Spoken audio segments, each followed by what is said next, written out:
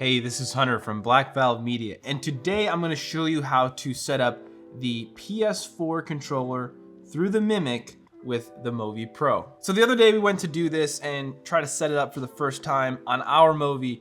I've done it before on another one that was already set up, so I knew it was possible. I just had never actually set it up completely myself. So we looked up a YouTube video real quick, and Freefly does have a video about how to operate it, but there's not a lot of detail into how to actually set it up. And we had questions throughout, like, is our controller actually compatible? You know, is our cabling working? That was a big question at first because we were using adapters. But today we're going to show you how to set it up and the cable you need, and let's just jump right into it.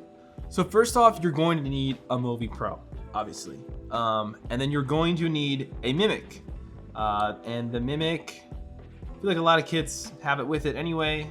We bought this kit secondhand, and it came with a MIMIC, and it's, you know, it's kind of a limited tool, but it's got a lot of kind of extra features that's nice to have as a bonus. So secondly, you will need the PS4 controller. Now there is a version 1 and version 2 of this controller.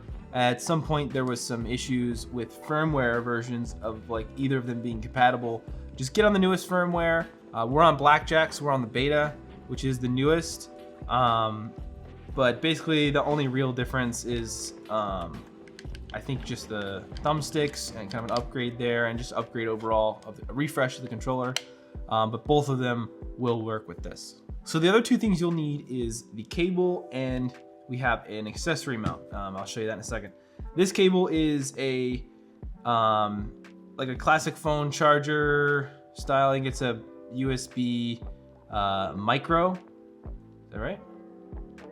Yeah, this is micro on one end, and then a USB-C on the other end. So not a very common cable, and we had a micro to A with a C adapter at first, and we had no luck, but it could have been the controller was dead. I don't know. We were just grabbing it and trying stuff, but then we grabbed this cable and it had no problems from there on. So recommend getting a shorty like this. Kind of nice to make a clean setup.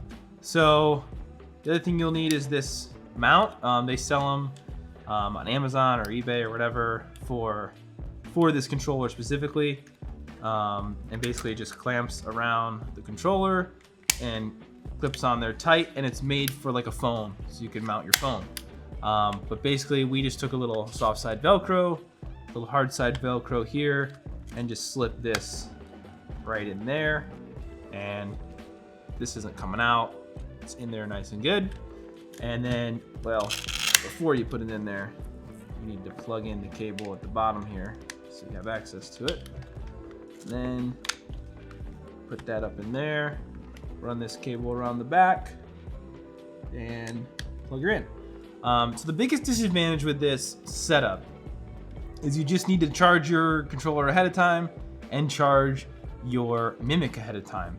And you pretty much just have the runtime of both these batteries. Now, it's not, I know the controller lasts probably longer than you'd ever need to on set for using this, but the MIMIC, the battery life is really not that great, and especially on something like this one being secondhand. It's just getting older and the battery just doesn't last as long. Whereas I've used the MIMIC on set before and been able to plug it into a power source and not have to stress about it. So that's pretty much the only disadvantage here, is just there's no way to power this while you're doing it. I wonder if there's a fun way you could split the USB-C or something and get power cooking into both. That would be really sweet. Maybe we'll look into that for the future. So from here, you just need to power, get your MOVI set up and balanced, all that. Maybe we'll cover that in a different video. Power this bad boy up. Okay, so before we jump into this, one thing we made sure of is that our firmware is up to date on both the MOVI Pro and the MIMIC. You can connect to both of these devices through Bluetooth on Android or iOS.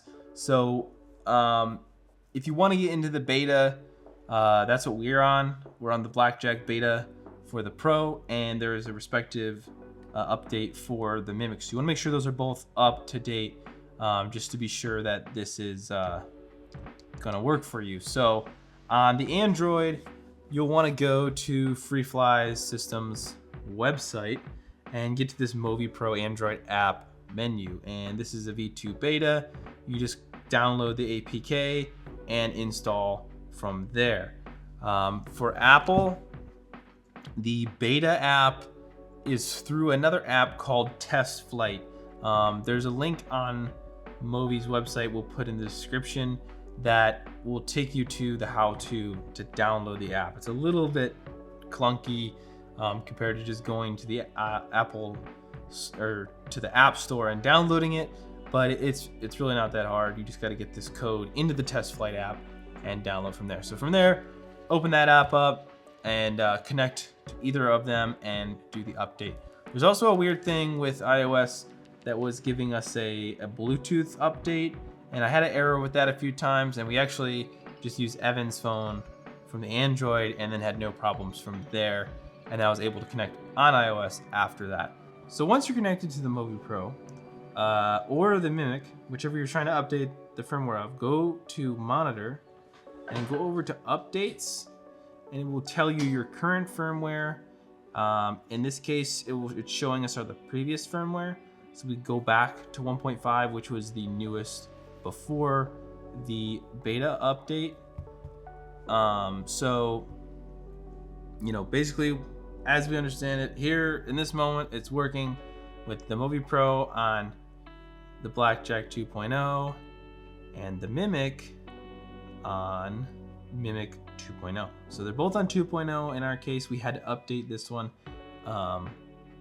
Not to get it to work necessarily, but to get it to work. So with there being two versions of this PS4 controller, we've had them both working on the version 2 firmware for the Mimic. Now that it's all set up, it's very easy to use, and let's get into showing you how the controller actually works with the MOVI. So if you've never set up your Mimic before, you may have to bind it. So if you go all the way to the far right menu in the Mimic, you will find the radio screen, and you just need to make sure that your channel matches the channel on the back here of the Pro.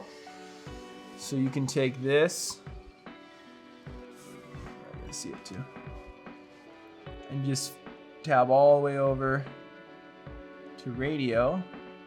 And right now I have good signal strength, good status.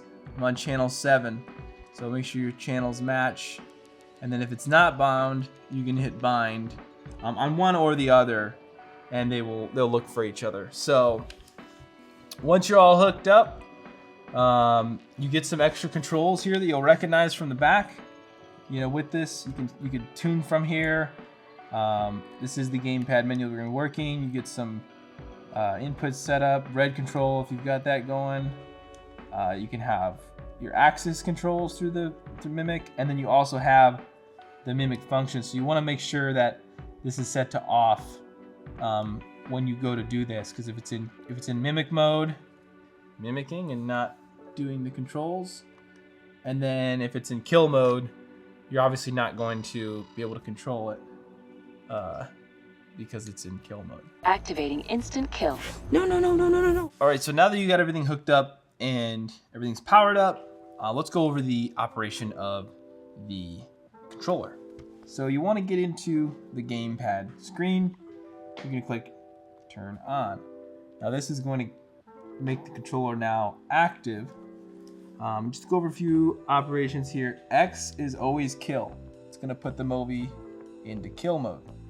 So triangle is going to be your toggle between dual operation and majestic operation.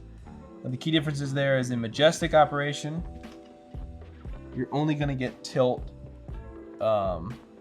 adjustment.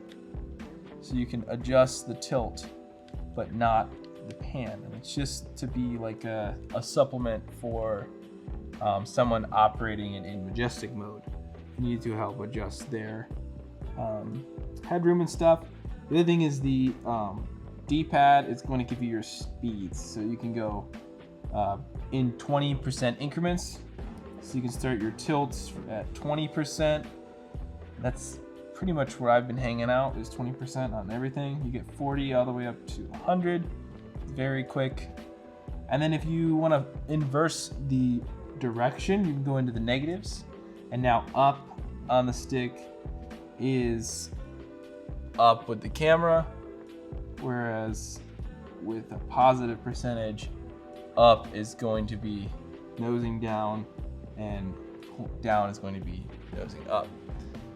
It's more like a flight mode. It's just, you get options there. I actually do it opposite than some other friends of ours will do it the other way. So it's just however your brain works with that. Yeah, triangle is gonna switch you over into dual mode, and dual mode is a dual op mode where you're gonna get pan and tilt. And again, left and right is going to adjust your pan speeds, and up and down will adjust your tilt speeds. There's two other operations on here. The right and left trigger are gonna give you roll control in dual op mode. So you could do Dutch or whatever you're doing with roll. You can't do a full roll, you only get to the roll limits.